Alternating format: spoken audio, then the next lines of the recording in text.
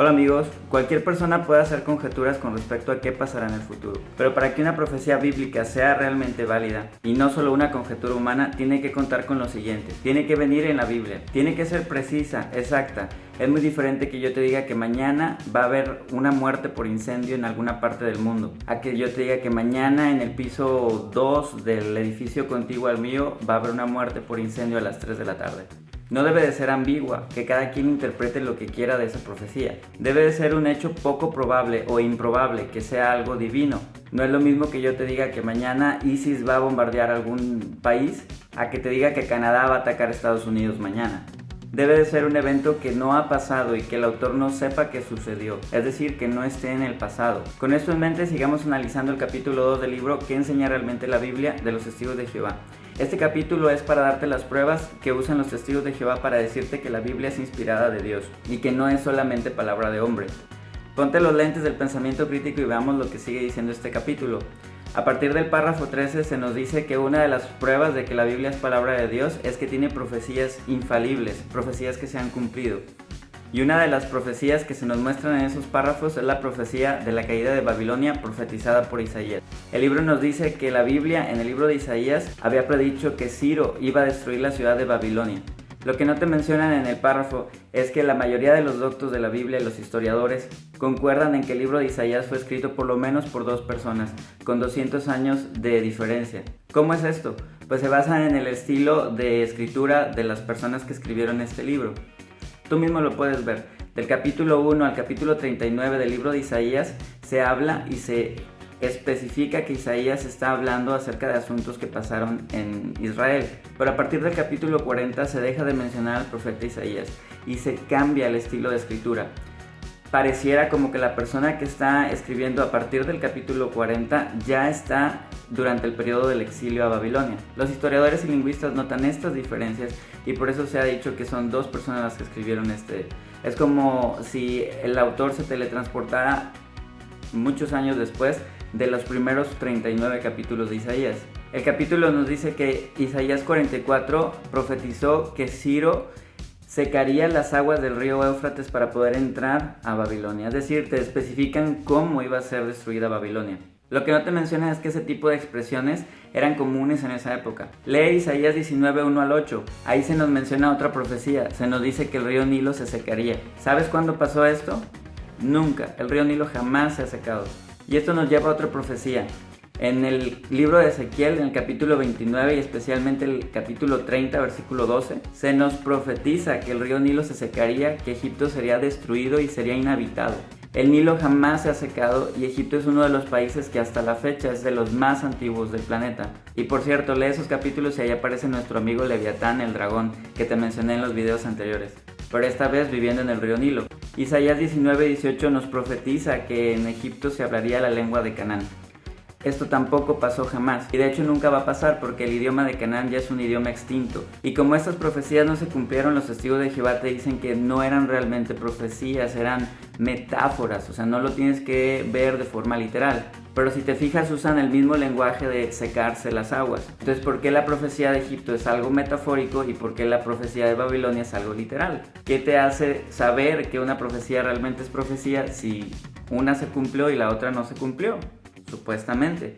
Ezequiel 28, 20 al 26 nos profetiza que los judíos después del exilio a Babilonia vivirían en paz con sus vecinos. Pues si sabrás algo de historia, los judíos jamás han estado en paz con los vecinos de Israel, jamás. Hasta la fecha, Palestina es uno de los lugares que más guerras ha tenido a lo largo de la historia. Segunda de Samuel 7, 8 al 16 profetiza que el reinado de la casa de David sería para siempre. Esto tampoco se cumplió porque la casa de David terminó cuando el último rey de Judá murió. Los testigos relacionan esto a que después Jesús fue rey y fue hijo de David. Por eso nos deja 500 años sin reinado de Judá. Entonces tampoco fue para siempre. Jeremías 33:17 nos dice que el reinado de Judá siempre tendría sucesor. Esto tampoco se cumplió, pero ellos no podían saberlo porque ellos hacían conjeturas sobre el futuro, no profecías. Los testigos de Jehová también te muestran pruebas de que Jesucristo vino a cumplir un montón de profecías del Antiguo Testamento con respecto al Mesías. Una de estas profecías es la de Miqueas 5, pero sacan de contexto totalmente este texto. Léelo tú mismo, lee lee el capítulo 5 de Miqueas y te darás cuenta que la persona de la que hablan ahí destruiría a Asiria, cosa que Jesús jamás hizo. Este texto sencillamente no habla de Jesús. Y de hecho en ese texto también se nos dice que esta persona nacería en Belén Efrata. Y esto es usado para decir que como Jesús nació en Belén Efrata, pues él es la persona de la que se está hablando en Miqueas. Pero si te metes a investigar un poco con respecto a lo que piensan los judíos de estos textos, te darás cuenta que estos textos no son lo que los cristianos y testigos de Jehová piensan que son. Las ciudades en hebreo siempre tenían adjetivos femeninos. Y aquí en este texto el adjetivo está en masculino, de modo que Belén Efrata no se está refiriendo a una ciudad, se está refiriendo a un clan, a un grupo. La misma Septuaginta donde se basaron los primeros cristianos para estos hechos nos habla de un grupo, de un clan, no de una ciudad llamada Belén Efrata. Este es solo un ejemplo de las referencias que hicieron los primeros cristianos para tratar de hacer ver que Jesús era el Mesías predicho. Fíjate cómo Mateo saca de contexto versículos del Antiguo Testamento para hacer quedar a Jesús como el Mesías. Lee Mateo 2:15 donde se nos dice que Jesús sería llamado de Egipto. Este texto es referencia de Oseas 11:1, pero lee tú mismo Oseas 11 y vas a ver que no se está hablando del Mesías, se está hablando de Israel, del pueblo de Israel que sería llamado de Egipto. Tanto los testigos como los cristianos usan Isaías 52 para decirnos que estos textos y estas canciones son canciones al Mesías, pero estos capítulos están sacados de contexto. Lee tú mismo Isaías 52 y te darás cuenta que se está hablando de Israel, del pueblo de Israel, no del Mesías. Por eso los judíos que conocen estas escrituras se dan cuenta que los cristianos citaron mal estos textos, y por eso no todos los judíos se convierten al cristianismo. Uno de los mejores ejemplos que tenemos en la misma Biblia para ver que los cristianos trataron de hacer quedar a Jesús como el Mesías, citando mal del Antiguo Testamento, es la forma en la que Jesús entró a Jerusalén. Si lees los evangelios de Marcos, Lucas y Juan, ahí se nos dice que Jesús entró sobre un asno a Jerusalén. Pero lee Mateo 21, ahí se nos habla de que Jesús entró en un asna y en un pollino, entró sentado sobre los dos.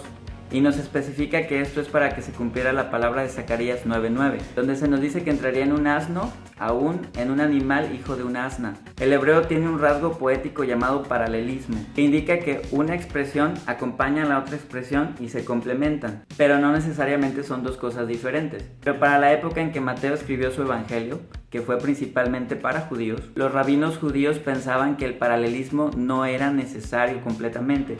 La palabra de Dios no tenía por qué repetirse, puesto que es enfática. De modo que los rabinos judíos interpretaban los versículos con paralelismo de forma literal. Entonces Mateo escribió su relato para que concordara con lo que él y los otros rabinos entendían de Zacarías 9:9, e inventó que había otro animal aparte del animal sobre el que se montó Jesús. En su afán de que Jesús cumpliera con las profecías que ellos conocían, inventó a otro animal. Algunas Biblias modernas tratan de ocultar esta falta de honestidad de Mateo y en vez de poner un pollino y un asna, ponen una coma en vez de la i.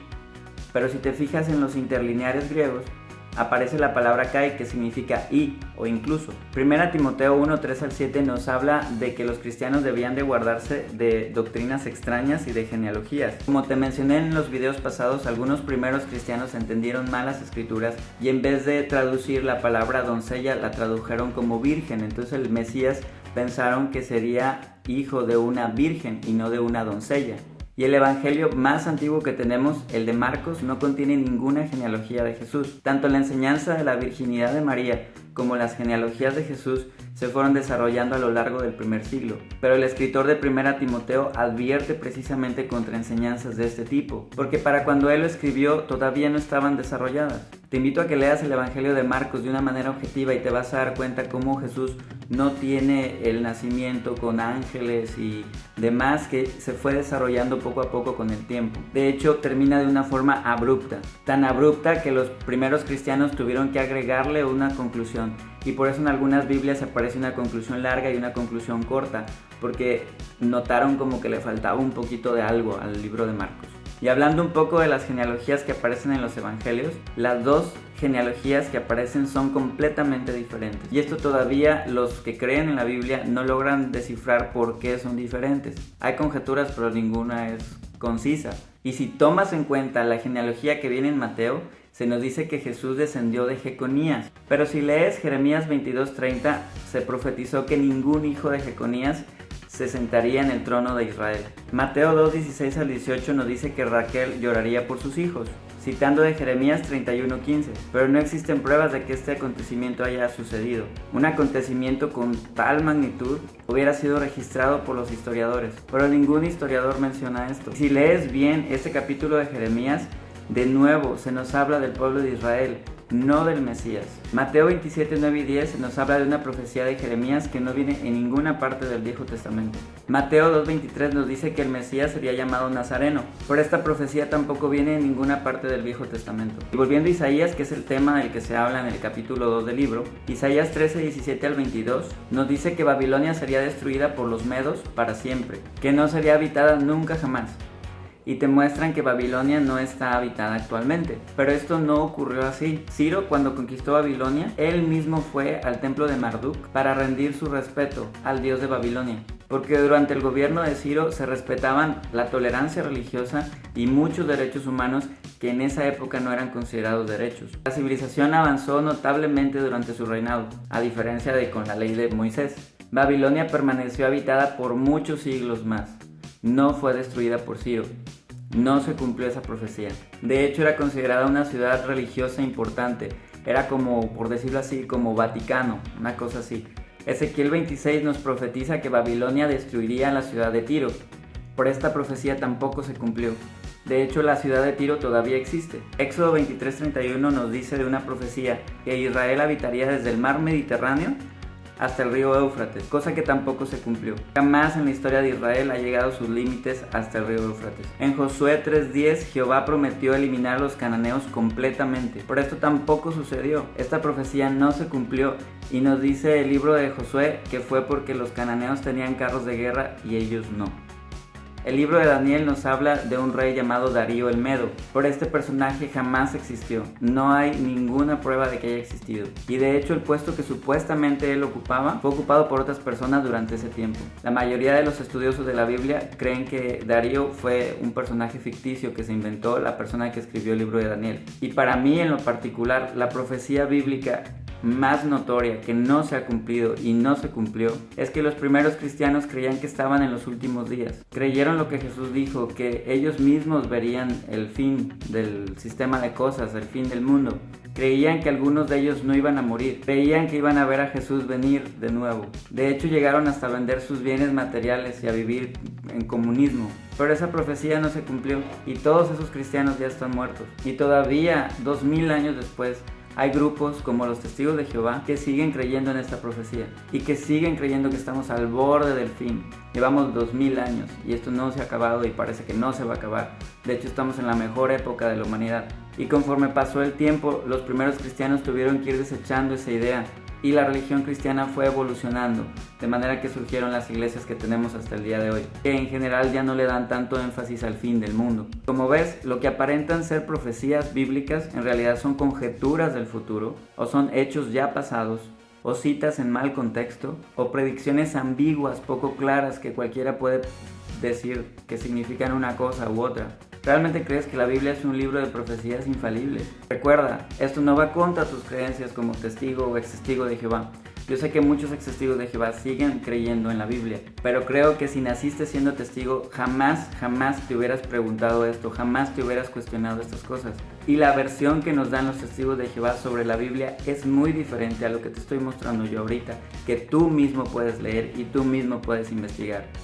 Ellos no te mencionan estas cosas, de modo que saca tus propias conclusiones, pero teniendo las dos versiones, tanto la que dan los testigos como la que dan los historiadores. No pasa nada porque investigues. Quítate ese sesgo que tenemos desde niños, que no te permite cuestionarte tus creencias. Recuerda que si algo es la verdad, va a seguir siendo la verdad independientemente de lo que leas. Ya en el próximo video te prometo ya terminar con este capítulo 2 porque es muy extenso. Si te gustan los videos, comenta, dale like, comparte, pero sobre todo comenta. Y te recuerdo que tenemos la página en Facebook para que hagas tus comentarios y lo que tú quieras. Nos vemos.